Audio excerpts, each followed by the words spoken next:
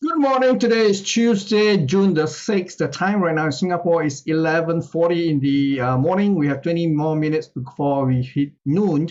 Now, just a bit of a recap in financial markets overnight on Wall Street. Basically, the market did not do very much. In fact, we see a little bit of profit taking place, and this profit taking could actually cascade into something much bigger today. So, overnight, we have the release of the some preliminary numbers in particularly the services PMI, which saw a contraction. This is the third consecutive month of decline. So this is not good. We already knew that the U.S. manufacturing sector is still in contraction for the last 6 months in a row. So now we are also seeing services sector is also losing momentum. So this is not great. Although services sector is not in contraction territory, but this is not a good development. So we also see factory orders has also went down. So taken together, we are beginning to see a marked slowdown in U.S. economic activity. So this could be something that we want to watch. The other thing that you want to watch is, of course,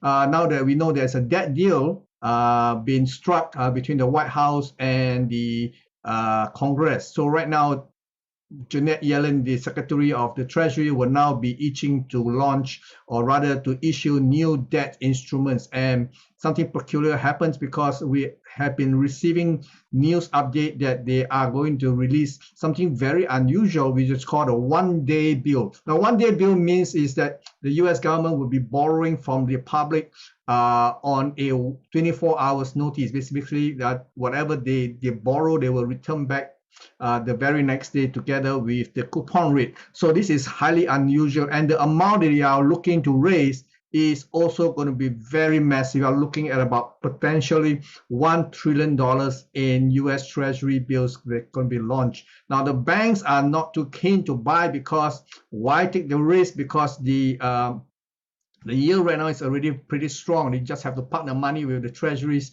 rather with the Federal Reserve, and they could secure very, very good returns. So why buy more? The thing is that who else will be buying?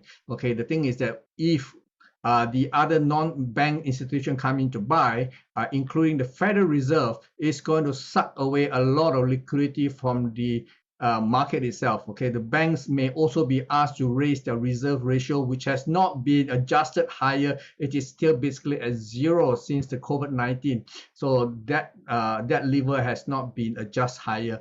So now the banks are saying that the central banks and regulators are saying that the banks will have to provide more for reserve. So taking all this into consideration, there's going to be a massive drain of liquidity from financial markets, and this will negatively impact equity markets. So do be aware that this thing is going on in the background right now. So now let's take a look at the US Treasury, US equity markets overnight. We can see that the Dow Jones having peaked at 33,805, which is the day after the news of a deal being struck for the debt deal. The market went up to a high of 33,805, and yesterday there was no follow through. Market basically came under profit taking. So that is happening in the Dow Jones itself, although the target can still be reached somewhere between 34,257 to 34,342, which is the May high and the year high taken into consideration. So there is still the possibility the market may still gun for those levels, but in the meantime, we are beginning to see signs of profit taking. Now, is the profit taking more obvious in the other equity market index? Not so much. We saw the S&P 500 still manage to go even higher yesterday with a high of 4,296. So we can see this high here is right now smack in between a very sensitive area, which I think is putting the market very vulnerable to further profit taking, which we are beginning to see some sign of it even in the S&P 500. The level is 4,268 to 4,307. So you can see this is a bracket which I think may actually see some emergence of selling interest here. And this level is not very far away from the last August high of 4,325. This is this line over here. Okay, so do watch out for more intense profit taking going into tonight's trading. Okay, over in Nasdaq, of course, Nasdaq is living in a world all by itself. It managed to go into a new high for the year at 14,660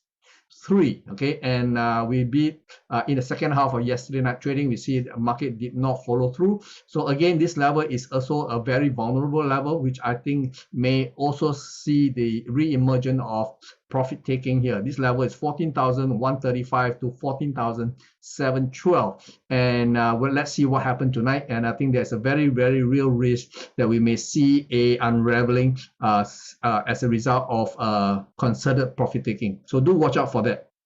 Over in Asia, we see that the Nikkei continue to charge higher. Again, the Nikkei is in a very good place. It is already trading at a 30 years high. We are already flirting with the June of 1990 high, which is not that far away from where we are right now. This morning, we have a marginal high for the year at 32,355. Now, the June 1990 high is 33,345. So like I said, we are only about more than slightly over 1,000 points away, which is on a relative basis not that far away. So do watch out for this level, because this market has been seriously extended. So right now the market is seriously overbought, technically speaking. Over in Asia, we can see that in the Hong Kong market, the Hang Seng itself continued to edge higher. We have a high at 19,377 in the morning itself. So let's see what happened in the afternoon. I have mentioned in previous updates that the pivot level is at 19,521. So let's see how the market reacts at 19,521. Obviously, right now the market is respecting this level for some reason. So let's see whether this market will be kept at this level here. But downside remains a very real possibility here. Over in the mainland itself, the CSI 300 does not have enough momentum to take this market much higher. We can see the rebound here on a relative basis is a little bit more sluggish than what we are seeing in the Hang Seng Index. So top side, I would say, is somewhere between 3,893 to 3,920 top side, okay, before the market comes under selling pressure one more time.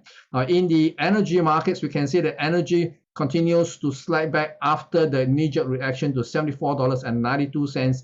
And this is on the back of an additional production cut, this time by Saudi Arabia, the largest oil producer in OPEC itself. So this take the entire production cut, considering or comprising of what they already cut last year and what they have also announced in April. Now, instead of ending in 2023, now the production cut will last all the way to 2024. So right now you can see that the OPEC and oil producing nations are trying to hold the line to make sure that the oil prices do not slide below $70 per barrel. So right now we are at $71.88. I've adjusted my buying area this morning in view of what happened overnight. So now the market, if the market go down to $70 to $71, that could be an area of an opportunity to pick up some more long position. I have not gone long yet, so I'm looking for the reaction to see if this bracket of price can actually see the emergence of buying interest. Okay. Over in precious metals, we can see that precious metal continue to rebound from the low of 1,938.2. So we can see that this rebound here is very tentative. It may have already exhausted its the current rebound. Market right now have a new has a high this morning at $1,964.65, and it's very possible market may actually come back down and retest the 1,932 levels in the next extension of this decline from $1,983.50. So the target area for the time being is about $19.20 to $19.31 thereabout. So again, watch out for this possibility here. Over in silver market, we also see a little bit of a pullback from $24.02 all the way to yesterday's low of $23.25. So technically, market has already taken out this support line here, but on a close-to-close basis, this line has not been broken. So let's see. But I think the market right now appears to be has lost its upside momentum. Maybe we will see further pullback and to extend all the way back to $22.28 to $23.02. So this area remains that possibility. Okay, so do watch out for that.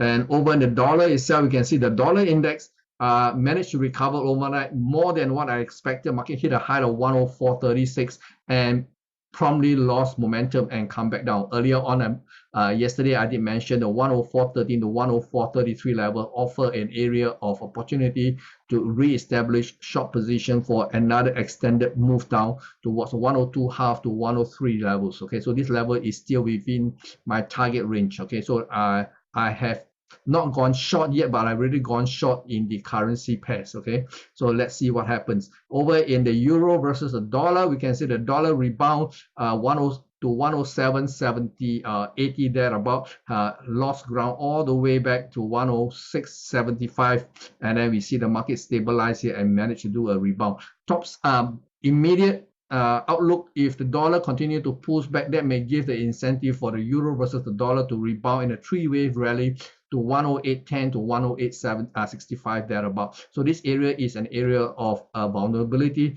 For those who have not already sold, maybe this area could offer an area of, like I say, opportunity here.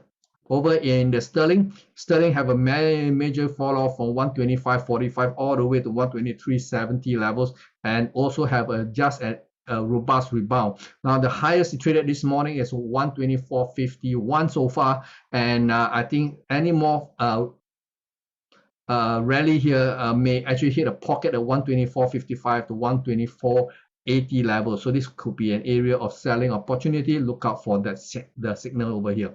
Now Aussie is a little bit of a hard to call because the market has hit a bunch of prices which previously has been consolidating before the markets fell off into 0.6450. So now, right now the market is testing the 0.6640 to 0.6680. If we see a rebound back into this bracket of prices based on previous price action, we may see these people who have previously sold may come back here and sell one more time. So do watch out for that possibility here. Over in dollar Canadian, we can see the recent move in dollar Canadian has been a little bit exaggerated relative to the other currency pair. The bottom this round is 140.07. Okay, and it has not been doing very much over the last 24 hours. Top side, the market do go up a little bit. I think 134.70 to 135.05 levels could offer resistance here. So if you want to sell, look out for the possibility here. Target for the time being is somewhere in between 132.20 to 133 even. Okay. Now, dollar yen is where I have my exposure. Unfortunately, the market is not going down as fast as I would like. The market does seem to appear to be doing a three-wave pullback from a high of 140.90. So this pullback here may result in a move at the minimum to the 137.35 to 137 or rather 138 level. Okay, so I'm looking for at least a challenge of 138, and we'll see whether the market stabilizes here. If it accelerates to the downside, my alternate target is as low as 136.40. So let's watch out for the possibility here. In the meantime, there is this level here, which I think could be serving as a pivot point at 137.40 level. So in combination, somewhere near the 137.40 could be somewhere, at least we see a temporary bottom. Okay. Over in Bitcoin, we have big news here. We have Bitcoin falling off the cliff, and this is on the news that the US Security Commission has actually sued Binance, which is the world's largest crypto exchange, together with the CEO CZ for offering products which is not registered as a security. So basically they are throwing the security books at Binance, and this has been building on for some times. I think Binance has already taken some kind of preventive measure to reduce the exposure. They have recently closed down their operation in Canada. So this move by the US regulator is no surprise, but still the market react violently to the downside from 27,000 half levels. We can see the market go down all the way to 25,400 levels thereabout, and we see a little bit of a bounce down. The market is already below the May low. That opened up the possibility that we may see further losses going ahead as a result of this lawsuit. The nearest bottom here could be somewhere near the mid-March low at 24,000. So this 24,000 offers a very nice neat number for the market to hold. Let's see whether that is the case. And if the market go below that level, another catchment area will be 22,000 to 23,200. So this is the latest development in the crypto space, and it has affected all cryptos, whether they are meme or major coins here. So do watch out for further developments in this space. In the meantime, you take care, and I'll see you tomorrow. Now, tomorrow I'll be traveling. In fact, my flight leaves very early in the morning, and I try to give you an update as soon as I reach Hong Kong, possibly around midday, maybe even later, depending on when they allow me to check in. I'm going to be there for as part of a panelist to discuss about the future of DeFi. For those who are interested, maybe I hope there's a live streaming there, and let's see what happens. In the meantime, you take care, and I'll see you tomorrow, probably around midday. Bye bye. Take care.